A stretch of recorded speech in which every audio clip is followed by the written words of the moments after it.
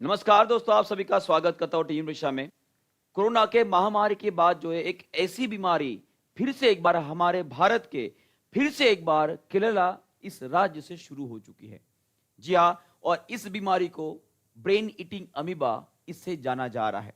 जी हाँ, एक ऐसा प्रजीव जो प्रोटिस्टा वर्ग में गिना जाता है, जिसके बारे में हमेशा हम विज्ञान में बातें करते, उसके ऊपर सवाल सॉल्व करते रहते हैं। और इस अमीबा के वजह से एक ऐसी बीमारी जो आपके दिमाग को खाने की बातें की जा रही है, और ये इतनी ज्यादा खतरनाक है, कोरोना से भी ज्यादा खतरनाक इसलिए मानी जाती है क्योंकि इसका जो डेथ रेट है, आप देख पा रहे हो, इसका डेथ रेट जो लगभग 97% है, जहां पे कोरोना का डेथ रेट लगभग 50 से 70 के बीच में हमने देखा था। इसका मतलब होता है कि ये बहुत ही ज्यादा खतरनाक बीमारी है, और अभी ये तो केरला में पाई गई है। तो क्या आने वाले समय में ये आपके स्टेट, आपके राज्य तक पहुंच सकती है? क्या आने वाले समय में ये आपके घर तक, क्या आपके परिवार के मेंबर तक पहुंच सकती है? कैसे पहुंच सकती है? क्या इसके ऊपर आप उपाय कर सकते हो, और किस तरह से इस बीमारी को बचा सकते हो खुद को होने से? इन सभी बातों के ऊपर चर्चा करने वाले हैं। तो इससे अगर बीमारी से खुद को बचाना चाहते हो तो अंत तक बने रहेगा। ये बहुत ज्यादा इंपॉर्टेंट इंफॉर्मेशन है आप सभी के लिए, आपके परिवार के लिए। तो सबसे पहले हम बात करते कि ये सर क्या हो रहा है हमारे भारत में, फिलहाल इसकी कंडीशन क्या है। कि अगर मैं आज के ही पेपर की बात करूंगा तो आज के पेपर में सीधा सीधा बताया गया है कि अभी तक जो है 69 केसेस जो है कंफर्म की गई है। कितने जी? 69 केसेस कंफर्म की गए, और उसमें से लगभग 69 तो कंफर्म है, और उसमें से भी लगभग 19 लोगों की जो है डेथ हो चुकी है। केरला की बात है, माने कि ये अभी तो है केरला में दिखाई दे रहा है, पर आने वाले समय में पता नहीं किस स्टेट में दिखाई दे, कुछ बता सकते हैं नहीं। इसके बारे में कोई भी गवर्नमेंट की ओर से कोई भी इसके ऊपर चेतावनी, या WHO की ओर से जो कोई भी इसके ऊपर चेतावनी नहीं आई है। यहां तक क्लियर है। अब इसकी अगर मैं बात करूंगा तो ये बहुत सारे न्यूज़पेपर में आजकल आपको दिखाई दे रहा होगा, कई यूट्यूब चैनल वालों ने भी इसे कवर किया होगा। ठीक है, आप यहाँ पे देख पा रहे हो कि battle a rare brain eating disease in Indian state, rare है। और brain eating amoeba cases rises in Kerala, what is it, how it spread, और किस तरह से हम इसे बच सकते हैं, कैसे क्या कर सकते हैं, इन सभी चीजों के ऊपर हम बात करने वाले हैं। तो अंत तक बने रहेगा। और इस बीमारी को एक नाम दिया गया है। इस बीमारी को जो है पैम इस नाम से पहचाना जाता है। पैम, पैम, पैम का मतलब होता है प्राइमरी प्राइमरी अम्योबिक मेनिंगोसिफेलिटिस बोला जाता है। ठीक है, नाम थोड़ा बड़ा है, पर इसे पैम से भी आप पहचान सकते हो। सर कैसे फैलता है, क्या होता है, कहां से बीमारी आई है?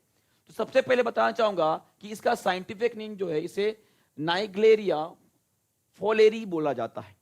इसके बाद जो इसका निक नेम रखा गया है, इसे ब्रेन ईटिंग बोला जाता है, क्योंकि जनरली जो हमारी मानव की जो नर्वस टिश्यू होते हैं, जनरली इसके ऊपर ये फेड करते, खुद का जीवन जीते हैं। क्योंकि ये हम सभी ने पढ़ा कि अमीबा जो है एक परपोषी होता है, वो खुद का खाना नहीं बना सकता है। तो ऑब्वियस है, सबसे पहले ये ऑस्ट्रेलिया में 1965 में पाया गया था, और ये फ्री लिविंग अमीबा है, और प्रोटिस्टा इस वर्ग से बिलोंग करता है। ये हम सभी को पता है, हमने आपने हमेशा अपनी क्लास में भी पढ़ा है, और आपने ऑनलाइन भी इसको देखा ही होगा।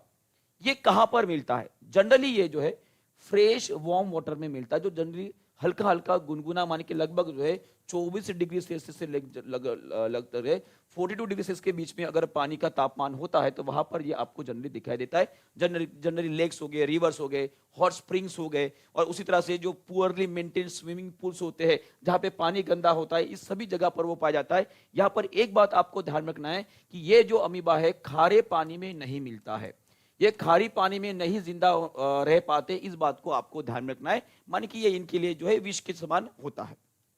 ये तो हो गई वो कहां पर पाए जाते। अब बात करते कि सर आखिरकार ये हमारे शरीर में प्रवेश करते कैसे? आपने अक्सर देखा होगा कि जब कभी भी कोई व्यक्ति अगर पानी के अंदर तैरने जा रहा है, तो अक्सर जो है नाक के द्वारा या मुंह के द्वारा जो है पानी शरीर के अंदर किसी ना किसी बहाने से चला जाता है, और यही वो इसका रास्ता है जिसके माध्यम से वो हमारे ब्रेन तक पहुंच जाता है। सर मुंह के माध्यम से ब्रेन में कैसे पहुंचेगा? जी नहीं, मुंह के माध्यम से जो हमारी नसल कैविटी होती है, जो हमारी श्वास नली होती है, जो श्वास रंध्र होते हैं, हमारे जो छेद होते हैं, उसके माध्यम से हमारे ब्रेन तक पहुंचती है। इनका अगर मैं रास्ता बताऊं, अगर यहाँ पर आप देख पा रहे होंगे, तो यहाँ पर आप देख पा रहे हो, ये हमारी, यहाँ से हम सांस लेते हैं, ये नाक का वो द्वार है जहां से फिर ये हमारी श्वास नली में चला जाता है, और ये हमारी, इसे नसल कैविटी बोलेंगे। इसी नसल कैविटी के ऊपर जो है हमारी ये नर्व्स आपको दिखाई दे रही है, जो हमारे सीधे ब्रेन से कनेक्ट होती है, और इसे हम बोलते हैं ऑलफैक्टरी इपिथेलियम नाम की जो कोशिका यहाँ पर पाई जाती है, और ये ऑलफैक्टरी बल्ब यहाँ पे दिखाई दे रहा है। और इसे अगर आप ध्यान से देख पा रहे होंगे कि एक नली जैसा स्ट्रक्चर है जो सीधा हमारे सेरेब्रम से कनेक्ट होता है। यहां पर आपको दिखाई दे रहा है सेरेब्रम। तो ऑब्वियसली इस नसल कैविटी के माध्यम से और इसी ऑलफैक्टरी बल्ब के माध्यम से ये सीधा हमारे ब्रेन के अंदर पहुंच जाता है, और यहां से लेकर यहां तक गमन करने के लिए, उसे मूवमेंट करने के लिए लगभग 12 दिन के आसपास लग जाते हैं। 9 से 12 दिन के बीच का इसका प्यूबर्टी पीरियड होता है। इनके बीच में जो खुद की ग्रोथ कराएंगे और बाकी चीजें कराती हो, और इस तरह से ये ब्रेन में पहुंच जाते। ब्रेन में पहुंचने के बाद ये इतना ज्यादा खतरनाक क्यों हो जाते सर, कि जहां पे 100 में से केवल 3 लोग ही बच पाएंगे। 97% मोर्टेलिटी रेट के साथ ये इतना ज्यादा कोरोना वायरस से भी खतरनाक इसलिए हो जाता है क्योंकि ये अमीबा जब आपके ब्रेन तक पहुंचेगा तो एक इस प्रकार के रसायन, एक प्रकार के ऐसे एंजाइम छोड़ता है जो आपके नर्व सेल को डिसॉल्व, माने कि उसको जो है डिसॉल्व करना शुरू कर देते, और उसके कारण आपको वोमिटिंग होना, बुखार आना, हेडेक करना, इस तरह की जो सिम्टम्स आपको देखने लगते हैं, और लगभग 1 से 9 दिन तक ये आपको सिम्टम दिखेंगे।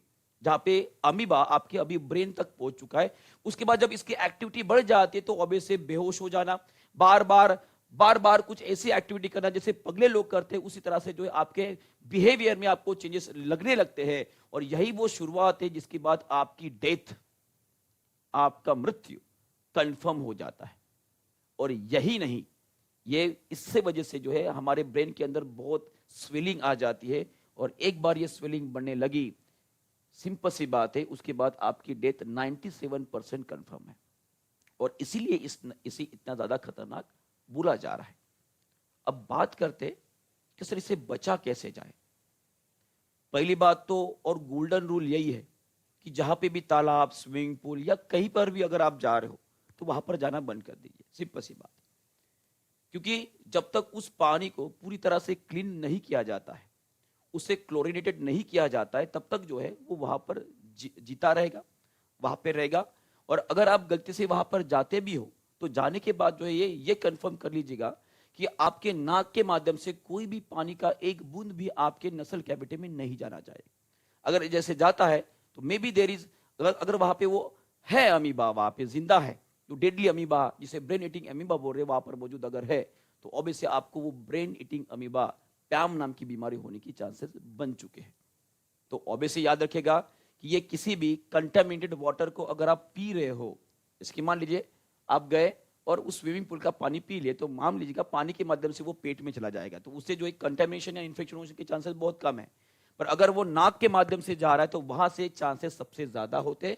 तो आपको अवॉइड करना है ऐसे पानी में, ऐसे तालाब में, ऐसे स्विमिंग पूल में जाने से जहां पे इन्फेक्शन पाया जा रहा है।